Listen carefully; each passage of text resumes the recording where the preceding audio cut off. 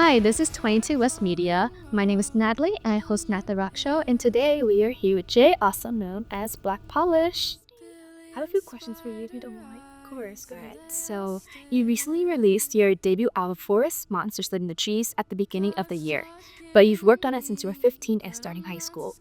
How does it feel to finally share this album, your very first album, to the world? It's been incredible, especially to play these songs live. I've always performed all of my old songs, which was literally like 6 songs. So having a larger set with this album has been incredible, and like these stories have been needed to be told to the world for so long. I'm just really happy it's out now, and I'm excited that I'm working on new storylines and new albums that connect to this. Gosh, all right. Can you share with us some background story behind the meaning of the album?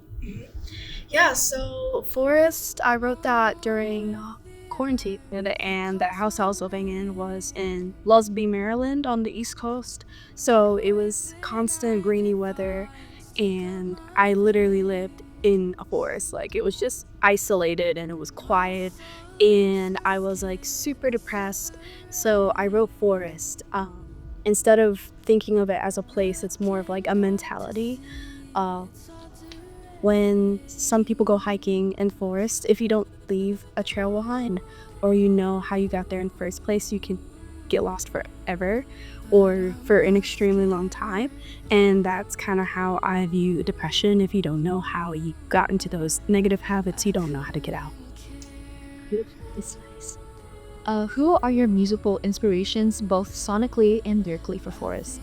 I would say Mitski, 21 Pilots, Fleetwood Mac, The Cure.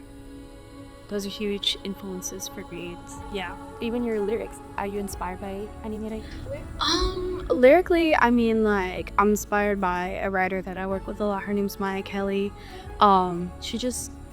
She has taught me how to really show visuals within my lyrics and paint a picture, make you feel like you're in a movie. Like you said, she really inspires me to write better and do better. Awesome, I love it. So my favorite song off of Forest is Birthright. The combination of the ukulele and the drumming really reminds me of 21 Pilots like the earlier years. So good. I really want to know, which is your favorite song off the album? Oh my goodness. See, I'm like, because sometimes I do listen to my own music. Yeah, a little bit. But performing live, I absolutely love Void for Graves.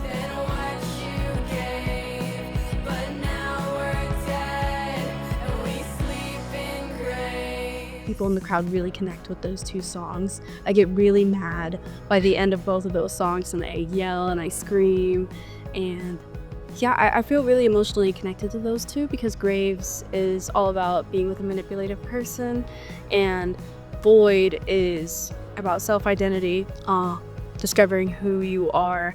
And I wrote that talking about me being non-binary. So it's two very personal songs. Yeah, and I just love to scream them. So I would say those are my two. Those are your two favorite? Yeah. And we're gonna move away from the music a little bit and talk about kind of the visuals you produced. So to enhance the atmosphere you create for Forest, you paired the album with whimsical and sometimes uncanny and mysterious visuals. What were your inspiration for this type of imagery? Yeah, I would say I love old slasher movies, and also I love The Backrooms. The Backrooms is basically this online horror story of like endless liminal spaces, and just being dissociated as a child. I had a dissociative disorder, so the liminal spaces seem very real and nostalgic to me rather than scary, and I just find a lot of comfort in scary things. I love that perspective. I really like eerie things too, so yeah, it's really refreshing to hear that. And so earlier you performed Void for us. Thank you, by the way, so beautiful. And the song is about maneuvering life as someone who is non-binary and struggling with identity. Has your understanding of your own identity evolved through the process of writing and performing the song? Yeah, absolutely. I feel like there was a time, I was like, when I came out as non-binary, I was around like 13.